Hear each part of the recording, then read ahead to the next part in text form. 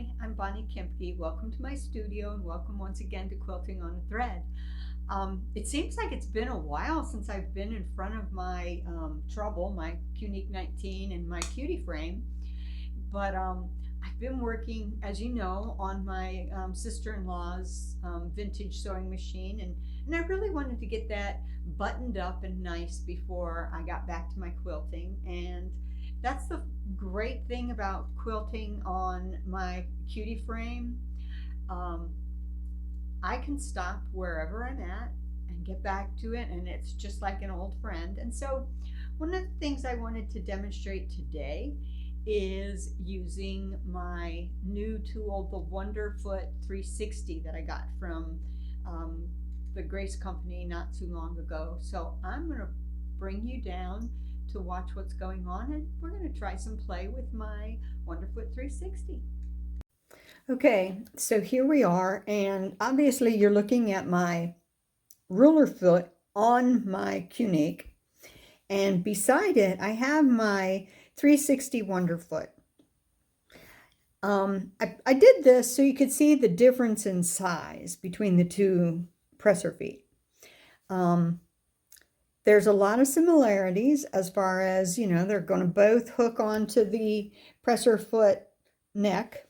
They're going to both hook onto that presser foot neck using the thumb screw, but there's a lot that is different, and you can see it right away. We have these diamonds that kind of give you points of reference, and they go around sort of in the format of a clock, not exactly 12 hours, but in the format of a clock. But the thing that makes the 360 Wonderfoot so special is that the bottom of this is a fully 360 rotating gear, and it is driven by a rubber roller on there. So what that does is, as you move the presser foot along your material, that roller helps to guide the presser foot. So the first lens that you see in the presser foot is the stitch in a ditch. And the hole in the center is about 1/2 centimeter. So that's important to realize, because that 1/2 centimeter is a pretty small point of reference when you want to get your needle in. So when you put the needle into place, you want to be, when you put this onto your machine, you want to be very exact in getting that needle right there in the center of that 1/2 centimeter diameter circle. So as I alluded to, the 360 Wonderfoot does come with multiple lenses. It comes with 5. It comes with the stitch in the ditch. It comes with this clear lens that has no markings on it. I kind of look at this as a larger glide foot, because the 360 Wonderfoot is very, very forgiving about going over stitches and bumps. So this would be really cool to be working on applique work with. It'd be very, very forgiving if you don't have the glide hopper foot. Now the next lens that comes with the 360 Wonderfoot is the 1/4 inch circle. This is an echoing. So this is to echo around circular patterns. You might be coming in here and echoing on the inside of these, and you just would glide your 360 Wonderfoot with that printed, that printed circle along your rounded edges. Now, if you were wanting to be doing 1/4 inch echoing along a straight stitch, don't worry, Grace Company has you. This is a 1/4 foot echoing offset, and this is really cool because it's going to let you go ahead and echo around circular or echo along a line. And then the 5th of the 5 lenses is a 3/8 inch echo and offset. So it does the same thing. It's going to allow you to echo along that circle or echo along a straight line. So I'm going to set these aside. Those all come with your 360 Wonderfoot. The other thing of note is that your 360 Wonderfoot comes with a second Needlebar thumb screw. And this thumb screw, I've already attached it. This thumb screw comes in about 1 millimeter narrower on the head that pokes out from your needle bar. And the reason being is because on your 360 Wonderfoot, there's this upright appendage that is attached to the, the floating 360 foot, and that needed to have clearance. So the standard needle bar thumb screw is just a little bit too big. It would catch it. So they give you a slightly narrower head on a thumb screw. You can use that thumb screw and just leave that thumb screw on at all times. Just don't lose your original thumb screw. So I'm going to make sure, because I've already replaced the thumb screw, I just wanted to make sure that that was still tight. And remember, it's righty-tighty, so to the back is tight, lefty-loosey. To the front would be loose. So don't lose this thumb screw, because if for some ungodly reason you do lose this thumb screw, you've got the spare. And you just need to get another thumb screw suitable for your 360 Wonderfoot. So now that we've talked about how really unique the 360 Wonderfoot is, I'm going to go ahead and I'm going to change the ruler foot out for my 360 Wonderfoot. So of course you're going to want your hopping foot height gauge, and you get one of these with your machine, and you get one of these hopping foot height gauges with every set of hopping feet that you purchase from the Grace Company. So if you lose one, don't worry, because they're all pretty much exactly the same. Now, to remove your ruler foot or any of your hopping feet, you need your 3 millimeter Allen wrench. So I'm going to go ahead and take that off. And in this instance, you're going to have to take the nut all the way out, and I'll show you why in a moment. So you take that thumb screw all the way out. So I'm going to set that right here so that we don't lose it. And I take the ruler foot off. Notice that the ruler foot and almost all of your hopping feet has an open channel here. On the 360 Wonderfoot, it doesn't have an open channel. Now I'm thinking that was to give this more, because this is a little heavier than your other hopping feet. So I'm thinking they left that on there deliberately to give this foot a little bit more stability on the neck here.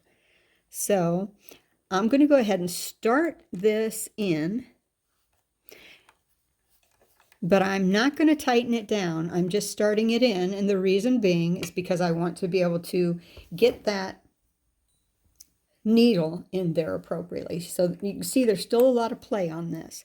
So I'm just going to get it kind of tight, but not, I don't want it too loose. I just want it, I want to know where it's at.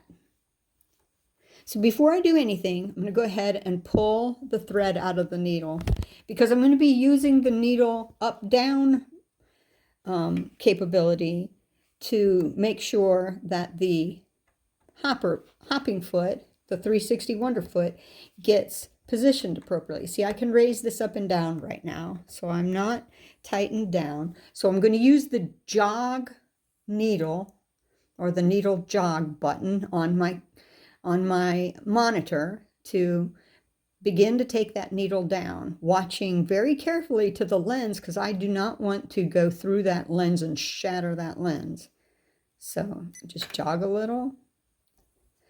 Jog a little. You notice as I jog it that the hopper foot, the 360 Wonderfoot, automatically lowers itself a little bit, even though it's not been tightened.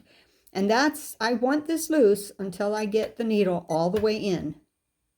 So now that the needle is all the way in, now I'm going to take the hopping foot gauge and I'm going to come and circle it around the needle. I'm going to make sure that my 360 Wonderfoot is completely centered around that needle, and then I'll go ahead and tighten the collar. So it doesn't need to be very tight, just finger tight. So now I'm going to go ahead and raise the needle.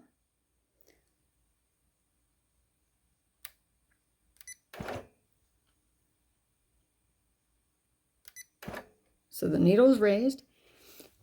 I can pull that out of the way, and you notice that when the needle raises, the hopper foot raises. So now I'm going to get my Dritz looped threader, because for those of you who've been following me for a while, you know I'm terribly nearsighted and I can't see to thread this needle. So I thread my loop on my Dritz loop needle threader, look for the hole with my finger, pop that needle threader right on through, pull the thread. Now, since I had the thread still in the Dritz looped needle threader, I'm just going to go ahead and take that and let that help me guide the thread under the hopper foot. I just want to make sure that the thread is beneath the Wonderfoot. And so now I'm going to bring it over here to where I want to start. And I'm trying to avoid the little rollers with my thread tail. So I'm going to come over here to this corner of where I want to be. And I'm going to go ahead and needle down, needle up, so that I can pull up my bottom thread. Now, some of you may want to do a couple of in-place stitches. I like to knot and bury, but there's nothing wrong with either process. So I also like to start sewing with my needle down. That's just me. It doesn't matter how you begin sewing with these machines. I just prefer to start needle down so I know where my start point is. Now, this is actually the first time I've used the Wonderfoot. So I'm pretty sure that it really wants a longer distance than what I'm going to do, because I'm going to come across the square, down these 2 squares, across 2 squares, down 2 squares, and across a square, because I have this diamond border within my quilt. So we're going to see how it works, and I'm going to go slow, which I know is not the best way for the Wonderfoot to work. I know that the Wonderfoot will work better at an actual sewing speed, but I'm going to be going slow just because this is the first time I've used this foot.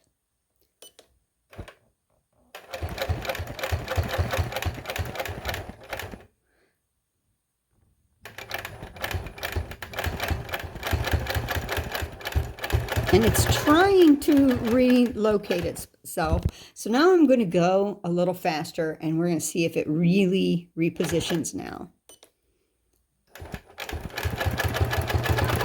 And sure enough, it's repositioning. And that's the cool thing. This is really more useful for very, very long stitching patterns. But this is just a short test because I'm going to be using the echo feature of my Wonderfoot on the next quilt that I put on my frame. So I'm just, like I said, I'm just getting used to this, and it's I'm pretty excited about it. So let's just keep on going.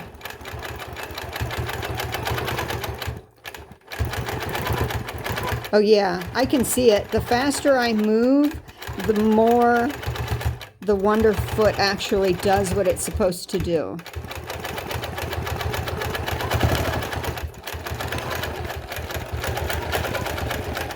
Oh, wow.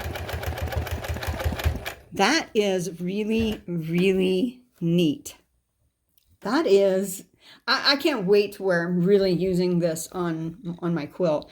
I'm going to play with this a little bit more on this particular quilt, and we're just going to get comfortable with it so that when I'm using it, because I'm going to be using it on my elephant splash, and I'm really excited to see how that works. So there you have it. That's just a little demonstration of using the Wonderfoot 360, and I'm actually just getting used to the Wonderfoot, so I have a lot of practice to go before that becomes a tool that I just gravitate to. But I can see a lot of really cool uses of the Wonderfoot 360, and I can't wait to get more and more comfortable with that as I go along. So thank you once again for joining me here on Quilting on a Thread, and I hope to see you again real soon. Bye-bye.